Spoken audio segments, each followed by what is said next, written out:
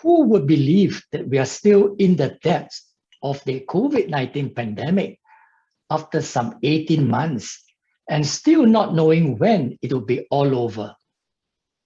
It proves one thing though, that we are truly resilient.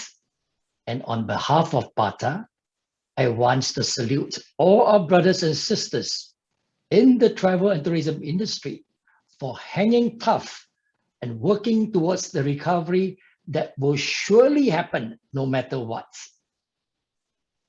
Annyeonghaseyo and greetings everyone. Great to be with all of you at this forum. They say bad news travel faster and further.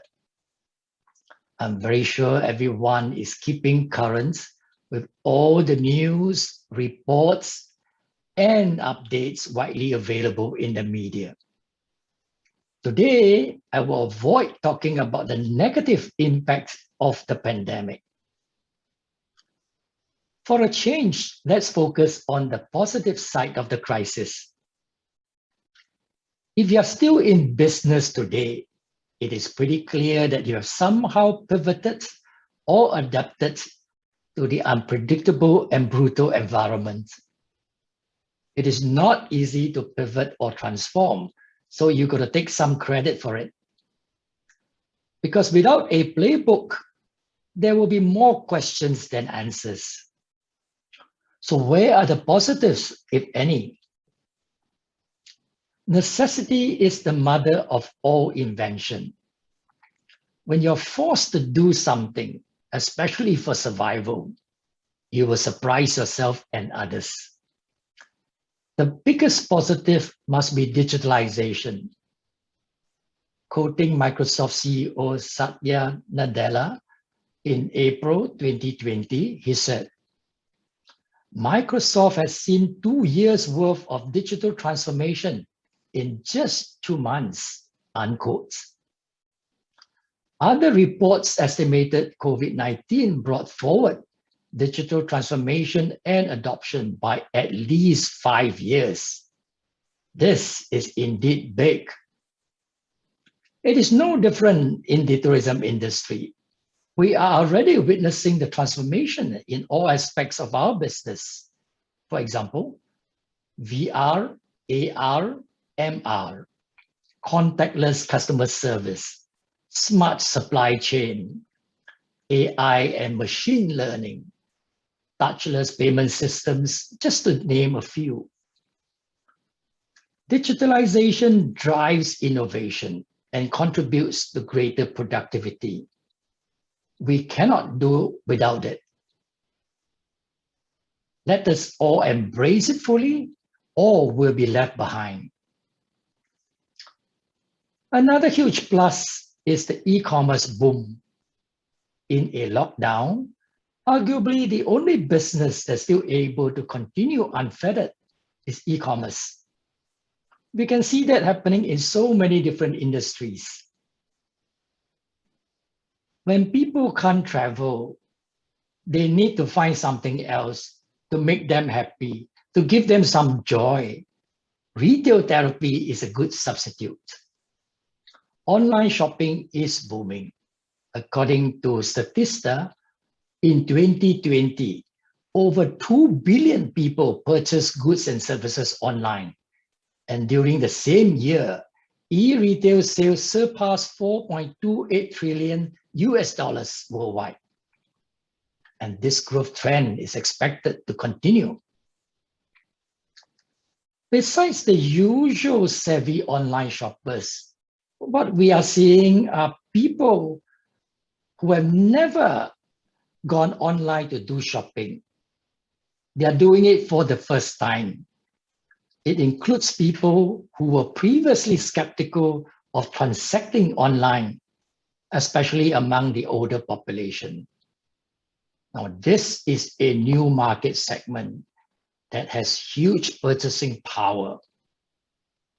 So let's tap on this new growing market.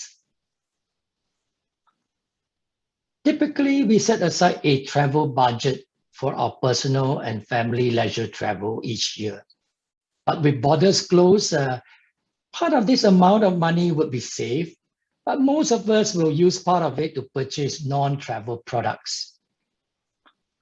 This is helping the retail and F&B industry to some extent. But can travel and tourism benefit from this? We are seeing a growing convergence between travel and e-commerce. Let me share some examples. AirAsia is pivoting from an airline to a unified e-commerce platform, both across travel and lifestyle. A super app offering travel, retail, fintech, and more. Recently in Singapore, they launched food delivery services, and in Thailand, they are partnering Gojek for ride-hailing. It is a most agile company, not afraid to push new boundaries. KrisShop of Singapore Airlines is another good example. From in-flight shopping, it has transformed itself into a full-fledged e-commerce platform. It has just won the Omni-Channel Strategy of the Year Singapore Award by Retail Asia. Sales more than doubled, with over 80% increase in traffic to the site. Now, both Singapore Airlines and AirAsia have accepted the fact that travel recovery will take some time. And meanwhile, what can they do with the millions of customers in their loyalty programs and database? While some members may not be able to fly, but they can still buy stuff or services online, isn't it? While waiting to fly, why not offer them a convenient shopping channel with specially curated products? Remember, out of sight, out of mind. Engage them or lose them. The heightened importance of ESG, environmental, social, and governance, is another positive. Despite challenging times such as this, it is heartening to see many organizations committed to doing more to benefit the community at large, especially in the areas of climate change, carbon emission, and the SDGs. There's increasing awareness on the urgent need to change the way we look at the traditional 3 Ps. Instead of always putting profits first, we must now put people and planet before profits. Regarding the cruise industry, pent-up demand has led to a huge surge in bookings for 2022 and 2023 sailings. It was wonderful news that the Oceania World Cruise for 2023 was sold out within 1 day of opening for sale to the public on January this year. And river cruise operator Uniworld have seen a 425% year-on-year increase in bookings for late 2021 and 2022. Even in the region, we are seeing positive signs. Dream Cruises have restarted operations in Singapore, Taiwan, and Hong Kong. Bookings for sailings have been very strong, hitting 230,000 pax, with 130,000 from Singapore alone. This augurs well for a robust recovery in the cruise industry. Cruise operators have invested heavily in leading-edge technology and adopted safety and health protocols to make cruising an even safer and more enjoyable experience. Nobody can guarantee that there will be zero COVID outbreaks, be it at sea or on land. What is most important is the ability to deal with cases when they arise. Travel confidence is linked to risk perception. With global vaccines rollout gathering pace, we will see countries adopting an endemic approach to cautiously open borders. The truth is that there are still unknowns about the various types of vaccines and their efficacies and possible side effects. There's really no shortcuts. We will learn and adapt as we go, especially with new variants and mutations. It is here to stay, and we got to live with it. Yeah. However, there are certain things that are within our control. One area is in the harmonization of health and safety protocols. Right now, each country is doing its own thing.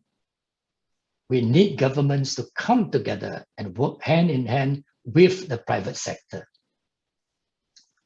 Within the tourism industry, let's not work in silos anymore.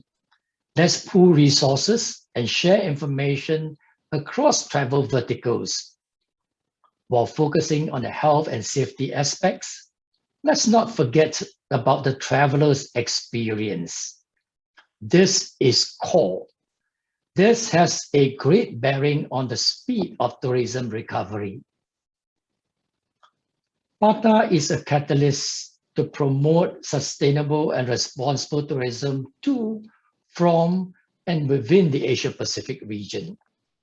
We stand united with our members, industry partners from both the public and private sectors, and all stakeholders to rebuild a more resilient, more sustainable, and more responsible future for our industry.